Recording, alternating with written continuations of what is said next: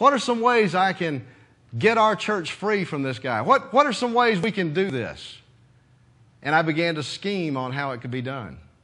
And here's what the Lord said to me just very clearly. He said this: when you do what He does, you become what He is. When you do what He does, you become what He is.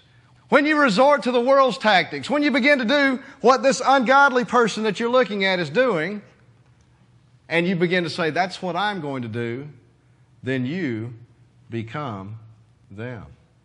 Is that a danger for everyone who serves Jesus? I don't get mad. I get even. Turn back again to Proverbs 24. By the way, we need to be reading the proverb of the day every day. What's today? What day of the month is today? 24th? Wasn't it amazing how that verse 8 said, he who plots evil will be known as a schemer? And I was looking somewhere. Let's see if I can find it.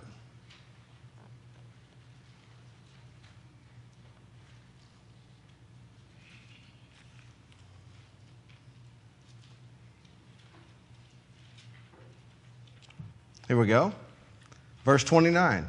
Proverbs 24, verse 29. Do not say, I'll do to him as he has done to me. I'll pay that man back for what he did. Isn't it amazing how God's Word applies to our lives? Now, I know we joke when we say that. I don't get mad, I get even, but we're not really joking, are we? We begin to think, how in the world can I get back at that person for what they did to me? And we stay up all night long figuring a way to do it. And then we begin to laugh as we say, I think I finally had the answer. Here, this will work. Yeah, I can get him, and nobody will know what happened. Somebody will know. The Lord will know. And when we resort to their tactics, we become just like them. You say, why is that so bad? Well, how many of you have ever gone out and witnessed to somebody in the community, tried to get them to come to church? Okay? Have you ever hit an obstacle where they say, I just don't really want to go down there? And you start pulling teeth a little bit and saying, well, can you tell me why? And they say, well, I'll tell you why since you asked. When they tell you that, you really don't want to hear what they're going to say next, but you're going to hear it. And they say, somebody down there hurt my feelings. And you want to say, now grow up and get over it. But are they sincere sometimes? Have they truly been wounded? And have they ever been wounded by someone that they trusted? The deeper the level of trust, the greater the amount of the wound when it happens, right? If I don't trust you at all and you do something, I go, I expected that from them. But if I lower my resistance and say, I believe this is a trustworthy person, I begin to believe in you, and then something happens, how deep is that wound? Here's the sad tale that I hear many times. It's not just, and I used to say this a lot, the biggest problem I have with witnessing to people in the community is church members. You've heard me say that, haven't you? If you would live for Christ, I would have an easy job leading people to Christ out there in the community. Let me tell the rest of the Paul Harvey story. It's not just church members that make it hard for us to reach people for Christ. A lot of times it is the pastor of the church. Is that not true?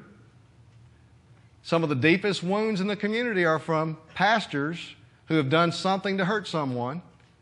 Have you ever been hurt by a pastor? This is what Dr. Wilkes said. This means yes in Alabama. All right.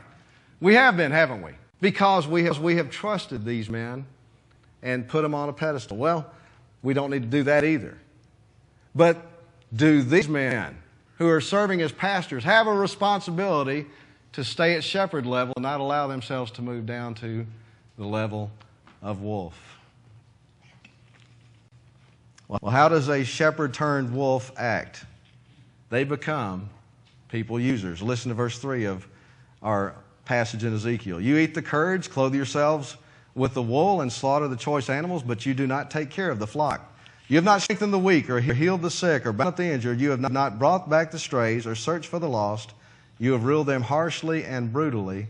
So they were scattered because there was no shepherd, and when they were scattered, they became food for all the wild animals. Now, if you're a minister, you are a servant, right?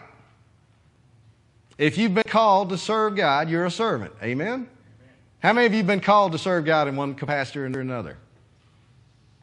Okay, we got three groups. Those who understand, raise their hands. Those who don't understand, and sleepers.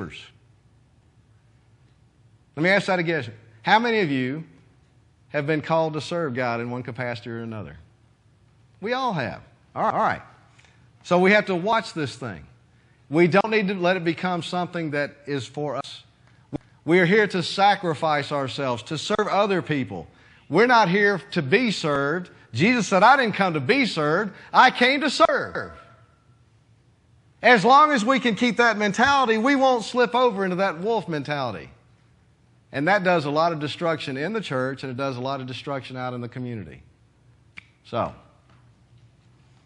what is the Pauline pattern? Number 2. He started out with selfishness. He was a goat. He was lost like you and me. How many of you at one time or another were lost? All of us. All right? From that, he moved not to sheep status, but he moved directly to wolf status. Listen to what he says about himself. Meanwhile, or what the Bible says about him, Acts 9:1, meanwhile Saul was still breathing out murderous threats against the Lord's disciples. He went to the high priest and asked him for letters to the synagogues in Damascus, so that if he found any there who belonged to the way, whether men or women, he might take them as prisoners to Jerusalem. 1 Corinthians 15, verse 9. For I am the least of the apostles, and do not even deserve to be called an apostle, because I persecuted the church of God. Galatians 1:13, for you have heard of my previous way of life in Judaism, how intensely I persecuted the church of God and tried to destroy it. I was advancing in Judaism beyond many Jews of my own age and was extremely zealous for the traditions of my fathers. Paul thought he was doing the right thing, didn't he? He thought he was serving God, but he wasn't. Was he saved at this point? At least he got his sin out of the way at the beginning, didn't he? Before he became a Christian, he was a wolf.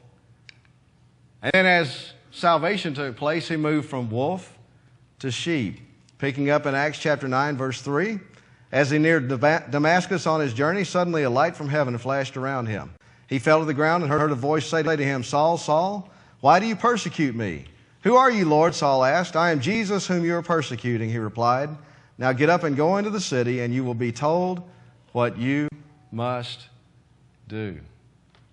He trusts Jesus Christ, and he's saved. Now, is there a change in his life after he trusts Jesus?